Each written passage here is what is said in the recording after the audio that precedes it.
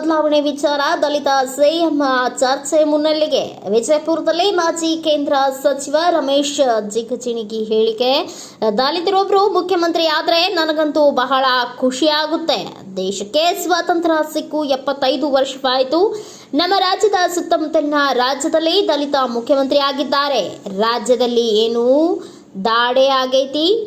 ಮುನ್ಸಿಪಾಲಿಟಿಯಲ್ಲಿ ದಲಿತರು ಕಸ ಹೊಡೆಯೋಕೆ ಅಷ್ಟೇನಾ? ದಲಿತರೇನು ಆರೋಗ್ಯದಿದ್ದಾರಾ? ದಾಡಿ ಏನಾಗಿದೆ? ಕಾಂಗ್ರೆಸ್ನಲ್ಲಿ ಮಲ್ಲಿಕಾರ್ಜುನ್ ಖರ್ಗೆ ಹಿರಿಯ ಮನುಷ್ಯರನ್ನ ಮಾಡಲಿಕ್ಕೆ ರಾಜ್ಯದಲ್ಲಿ ಖಂಡಿತವಾಗಿಯೂ ದಲಿತ ಸಿಎಂ ಆಗ್ತಾರೆ. ಯಾವ ಪಾರ್ಟಿಯಿಂದಾದರೂ ಸಿಎಂ ಆಗ್ತಾರೆ. ಮಾಡಿದ್ರೆ ಉಳಿದುಕೊಳ್ತಾರೆ, ಇಲ್ಲಾಂದ್ರೆ ಜನ ಬಾಯ್ಕೊಂಡೋಗ್ತಾರೆ. ಬಿಜೆಪಿಯಿಂದ ದಲಿತ ಸಿಎಂ ಆಗ್ತಾರಾ ಎಂಬ ವಿಚಾರ ಅದನ್ನ ಕೇಳೋಕೆ ಹೋಗಬೇಡಿ. ಬಿಜೆಪಿಯಿಂದಾಗಲಿ ಯಾವ ಪಾರ್ಟಿಯಿಂದಾಗಲಿ ಎಂದ ಸಂಸದ ಜಿಗಜಿಣಗಿ. ಎಲ್ಲರಿಗೆ ನಮಸ್ಕಾರಗಳು. ಇವತ್ತಿನ ದಿನ ಪತ್ರಿಕಾಗೋಷ್ಠಿಯನ್ನ ನಾನು ಕೇಂದ್ರ ಸರ್ಕಾರದ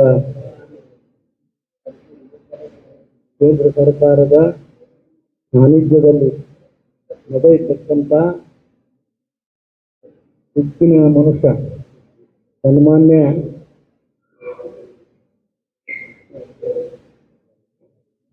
ಸರ್ದಾರ್ ವಲ್ಲಭಭಾಯಿ ಪಟೇಲ್ರವರ ಜನ್ಮ ಶತಾಬ್ದಿಯ ನಿಮಿತ್ತವಾಗಿ ಈ ಒಂದು ಕಾರ್ಯಕ್ರಮ ಏನಪ್ಪಾ ಅಂತಂದ್ರೆ ದೇಶದ ಏಕತೆಗಾಗಿ ಎಲ್ಲಾ ಪಕ್ಷ ಮತ್ತು ಎಲ್ಲಾ ಸಮಾಜದವರು ಕೂಡಿ ನಾಳೆ 12ನೇ ತಾರೀಕಿನ ದಿವಸ ಅವರ ಜನ್ಮ ಶತಾಬ್ದಿಯ ನಿಮಿತ್ತವಾಗಿ ಈ ವಾಕ್ ಫಾರ್ ಆರ್ಗನೈಸೇಷನ್ ಅಂತಾರೆ, ಏನಂತೀರ,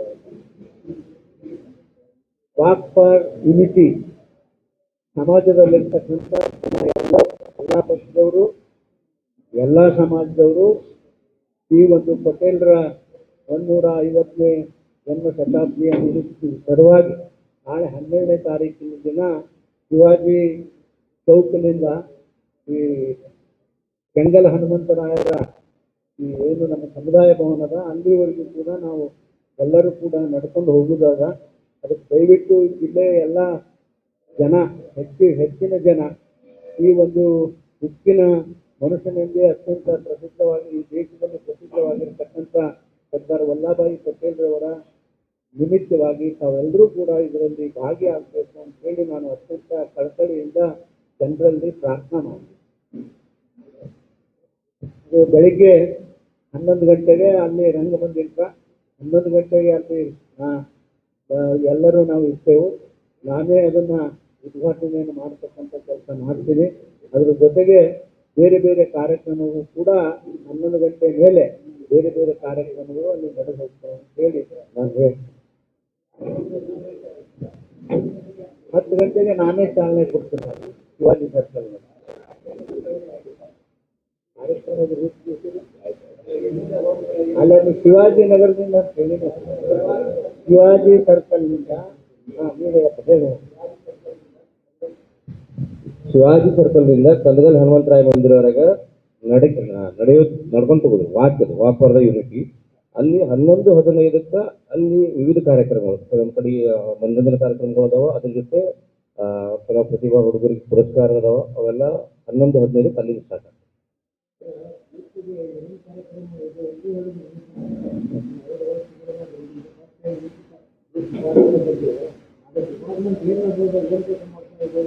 ಸರ್, ಇದು ಸೆಂಟ್ರಲ್ ಗೌರ್ಮೆಂಟ್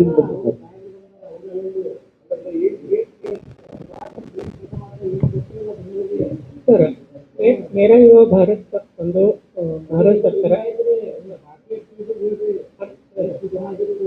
ಪಾರ್ಟಿ ಇಲ್ಲ ಸರ್. ಮೊದಲೇ ಪತ್ತೆ ಕೊಟ್ಟಿರುವಂಥ ಡಿಪಾರ್ಟ್ಮೆಂಟ್ ಬಗ್ಗೆ ಮೇರಾ ಯುವ ಭಾರತ್ ಮೈ ಭಾರತ್ ಅನ್ನೋದು ಭಾರತ ಸರ್ಕಾರ ಯುವ ಕಾರ್ಯ ಹಾಗೂ ಕ್ರೀಡಾ ಸಚಿವಾಲಯ ಅಡಿಯಲ್ಲಿ ಒಂದು ಅಟಾನಮಸ್ ಆರ್ಗನೈಸೇಷನ್ ಇದೆ ಸರ್. ಅದನ್ನು 2 years ಬ್ಯಾಕ್ October 31, 2023 ಸನ್ಮಾನ್ಯ ಗೌರವಾನ್ವಿತ ಪ್ರಧಾನಮಂತ್ರಿಯಾಗಿರುವ ನರೇಂದ್ರ ಮೋದಿ ಅವರು ಸ್ಟಾರ್ಟ್ ಮಾಡಿದರು ಸರ್ ಈ ಡಿಪಾರ್ಟ್ಮೆಂಟ್, ಹೊಸ ಡಿಪಾರ್ಟ್ಮೆಂಟ್.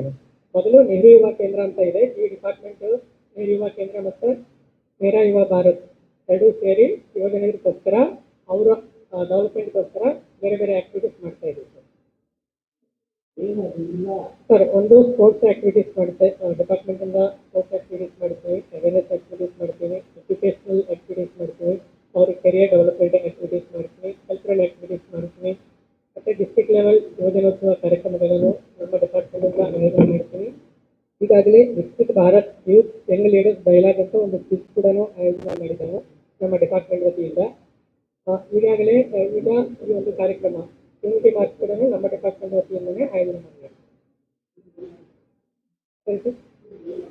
ಡಿಪಾರ್ಟ್ಮೆಂಟಲ್ಲಿ ಬೇರೆ ಬೇರೆ ತಾಲೂಕುಗಳಲ್ಲಿ ಮಾಡ್ತಾ ಇದ್ದೀವಿ ಯೂನಿಟಿ ಮಾರ್ಚ್. ಸರ್, ಕರ್ನಾಟಕದಲ್ಲಿ ಇನ್ನೂ ಕಾರ್ಯಕ್ರಮಗಳು ಸ್ಟಾರ್ಟ್ ಆಗಿಲ್ಲ ಸರ್, ಈಗ ಸ್ಟಾರ್ಟ್ ಆಗ್ತಾ ಇದೆ. ಎಲ್ಲರೂ ಕೂಡ ಅವರವರು ಪ್ರಿಪರೇಟರಿ ವರ್ಕ್ ಮಾಡ್ತಾ ಇದ್ದಾರೆ.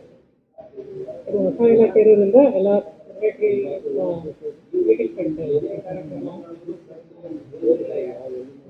ಸರಿ ಸರ್, ಆ್ಯಕ್ಚುಲಿ ನಾನು ಚಾರ್ಜ್ ತಗೊಂಡಿದ್ದು ಈಗ ಕಾನ್ಸೆಪ್ಟ್ ಆಗಿರ್ತಾರೆ ಸರ್. ಇನ್ನೊಂದು ಸರ್, ನಾನು ರೆಗ್ಯುಲರ್ ಚಾರ್ಜಲ್ಲಿ ಧಾರವಾಡಲ್ಲಿ ಇರ್ತೀನಿ ಸರ್. ಇಲ್ಲಿ ಒಂದು ಸರಿ ಸರ್.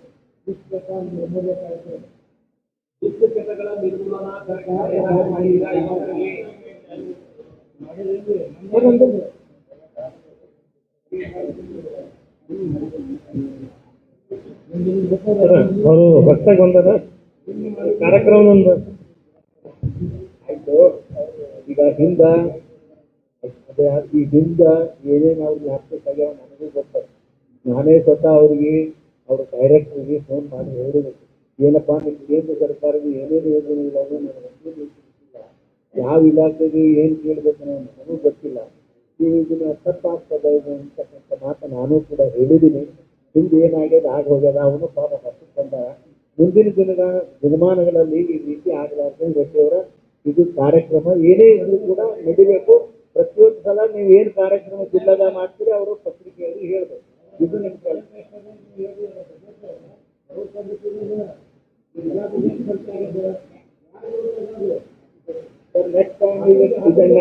ನೆಕ್ಸ್ಟ್ ಟೈಮ್ ರೆಡ್ಡಿ ಅವ್ರಿಗೆ ಹೇಳ್ತೀನಿ ನಾನು.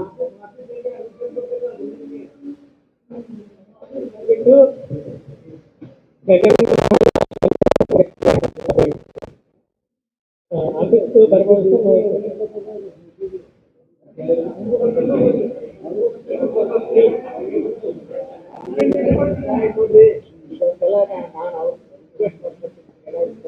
ಬಿಟ್ಬಿಟ್ಟು ನೆಕ್ಸ್ಟ್ ಟೈಮ್ ಈ ರೀತಿ ಆಗಬಾರ್ದು.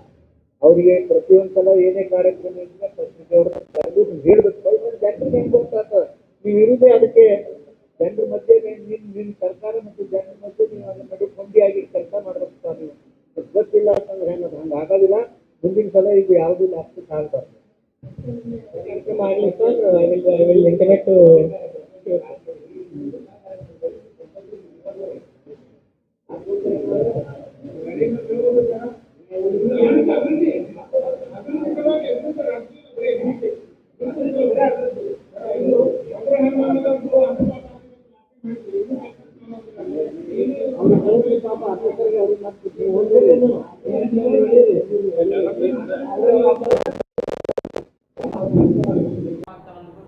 ಅಲ್ರಿ, ನನಗೆ ನೋಡ್ರಿ, ನೀವು ಅಟ್ಟೆ ಅರ್ಧಕ್ಕೆ ಹೇಳಿಬಿಟ್ರಿ. ನನಗಂತೂ ಭಯಂಕರ ಖುಷಿ ಆಗ್ತದೆ ಯಾವ್ಯಾರ ಒಬ್ಬ ದಲಿತ ಆದ್ರೆ.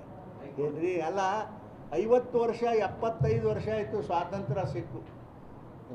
ಈ ರಾಜ್ಯದ ಎಲ್ಲ ಸುತ್ತಮುತ್ತ ರಾಜ್ಯಗಳಲ್ಲಿ ದಲಿತ ಮುಖ್ಯಮಂತ್ರಿ ಆಗ್ಯಾನ.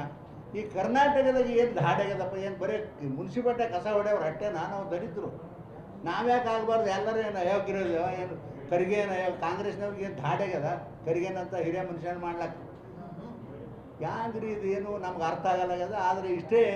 ಆದರೆ ಇಷ್ಟು ಮಾತ್ರ ಹೇಳ್ತೀನಿ, ನಾ ಹಿಂದೂ ಹೇಳೀನಿ, ಈಗೂ ಹೇಳ್ತೀನಿ, ಖಂಡಿತ ಒಬ್ಬ CM ಈ ರಾಜ್ಯಕ್ಕೆ ಆಗ್ತಾರೆ. ಅದು ಯಾವ ಪಾರ್ಟಿಯಿಂದ ಆಗ್ತಾರೋ ನನಗೇನು ಗೊತ್ತಿಲ್ಲ, ಬಟ್ ಆಗ್ತಾರೆ.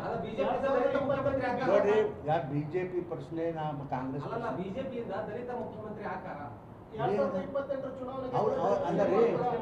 ಅಲ್ಲ ಮಾಡಿದ್ರ ಉಳಿತದ, ಮಾಡಿದಿಲ್ಲ ಅಂದ್ರೆ ಜನ ಬೈಕೋತ ಹೋಗ್ತಾರ ಅಷ್ಟೇ. ನೋಡ್ರಿ, ದಯವಿಟ್ಟು ಅದನ್ನ ಕೇಳಕ್ಕೆ ಹೋಗ್ಬೇಡ್ರಿ. ನಾನು BJPಗೆ ಆಗಬೇಕು ಮತ್ತು ಕೇಳಂಗಿಲ್ಲ. ನಾನು ಆದದ್ದು ಯಾವ ಪಾರ್ಟಿಯಾಗಾರೆ ಆಗಲಿ, ಒಬ್ಬ ದಲಿತ ಆಗಲಿ ಅಂತ ನಾನು ಕೇಳ್ಕೊತ ಹೊಂಟೀನಿ. ನಾನಂತೂ ಬಿಡೋದಿಲ್ಲ.